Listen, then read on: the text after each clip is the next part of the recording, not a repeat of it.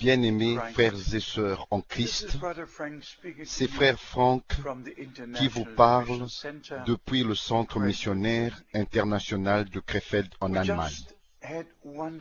Nous avons eu des réunions vraiment merveilleuses. Je ne trouve vraiment pas les mots exacts pour exprimer ma gratitude envers le Seigneur. En fait, de toute l'Europe et même de la Roumanie, plus de 50 personnes sont venues par bus et par voiture de 1700 kilomètres pour être avec nous, de la Pologne, de la République tchèque, de la Slovaquie, de l'Autriche, de la Suisse, de l'Italie, de la Belgique, de la France, des Pays-Bas, de tous les pays aux alentours d'Allemagne, et aussi des pays africains. Les gens sont venus pour être avec nous, pour écouter la parole de Dieu. C'est absolument une grande chose de savoir que nous avons le message de l'heure. Ceci n'est pas une imagination. Ceci est une réalité. Nous avons la parole originale révélée de Dieu. Partout, dans tous les angles, dans l'enseignement, dans la partie prophétique de l'Écriture, nous n'interprétons pas. Nous prenons chaque parole, pas seulement une écriture, mais partout dans la parole de Dieu qui traite du même sujet. Et c'est seulement comme ça que nous pouvons comprendre ce sujet d'une manière complète. Alors, mes bien-aimés frères et sœurs, nous avons partagé plusieurs écritures. Partager, c'est une chose, mais d'avoir la parole de Dieu révélée par le Saint-Esprit, c'est une autre chose. Et notre Seigneur, et particulièrement dans Matthieu, au chapitre 13, avait demandé, avez-vous compris ce que j'ai dit? Avez-vous compris?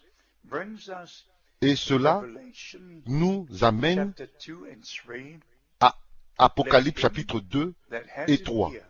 Que celui qui a des oreilles, qu'il entende ce que l'Esprit dit aux églises.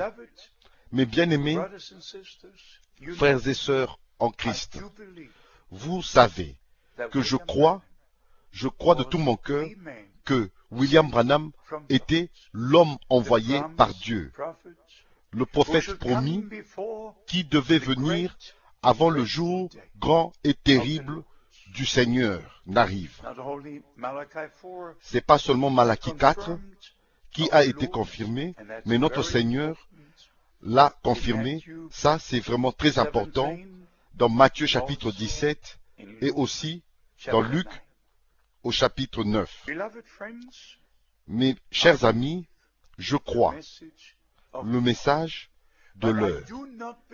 Mais je ne crois pas, je ne crois à aucune interprétation, parce que chaque enseignement qui est ajouté à la parole écrite de Dieu, c'est quelque chose qui a été ajouté à la sainte parole de Dieu.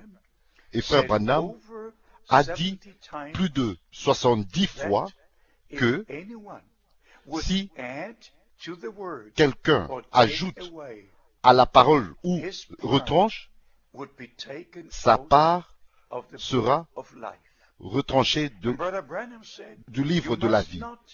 Et frère Branham a dit aussi, il ne faut pas mal placer la parole de Dieu et ne pas interpréter la parole de Dieu. Et en même temps, il est arrivé, cela est arrivé partout dans le monde. Et j'ai juste entendu aujourd'hui qu'il y a des prédicateurs qui donnent des nouveaux noms à des frères et sœurs qui ont un nom déjà par lequel on les connaît, et puis les prédicateurs donnent des nouveaux noms et prétend que cela est fait par la révélation divine. Quand je pense à plusieurs doctrines qui sont dans le message, qui ne sont que de l'imagination, pure imagination, et même une imagination qui souille, mes bien-aimés, je répète, c'est seulement la parole de Dieu qui demeure éternellement.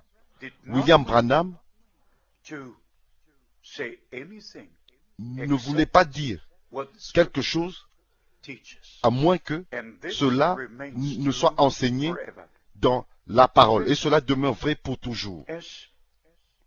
Et comme le sujet maintenant est avec Matthieu chapitre 25.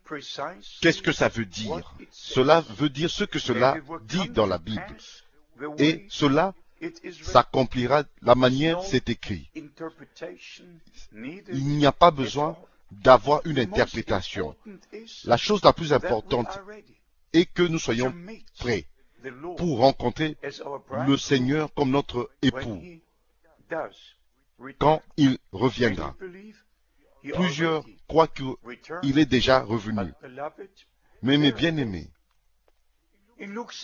alors dans Luc chapitre 17 verset 30, il nous est dit, quand le Fils de l'homme se révélera. Cela ne dit pas que quand le Fils de l'homme viendra, mais quand le Fils de l'homme se révélera lui-même. Mes bien-aimés, il y a toujours un mot-clé dans chaque sujet. Et nous devons trouver ce mot-clé. Dans Matthieu, au chapitre 25, verset 10, notre Seigneur a dit, il a dit, pendant que les folles sont allées acheter de l'huile, l'époux est venu. C'est très étrange.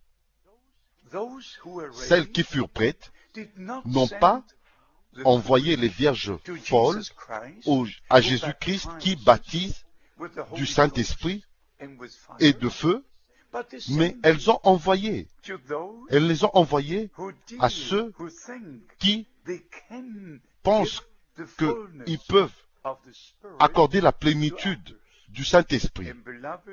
Mais bien aimés, là encore, ça c'est vraiment une grande leçon pour nous tous. Pour nous tous. C'est seulement Jésus-Christ qui baptise du Saint-Esprit et de feu. Il n'y a pas de personnalité charismatique, aucun prédicateur. Et si nous regardons dans le monde aujourd'hui, partout, dans chaque continent, il y a des réunions charismatiques. Les gens sont appelés devant et ils font la ligne et les catcheurs et ceux qui les attrapent sont derrière, ceux qui sont alignés et soudainement, ils tombent l'un après l'autre. Ils tombent tous l'un après l'autre et les catcheurs les mettent sur le tapis d'une manière polie et la personnalité, la personne charismatique écrit de toute sa voix, vous avez été frappé de la puissance du Saint-Esprit. Ça, ce n'est pas du tout la vérité. Ils ne sont pas frappés de la puissance du Saint-Esprit. C'est une imagination. C'est quelque chose qui est fait de main d'homme. Quand l'époux viendra,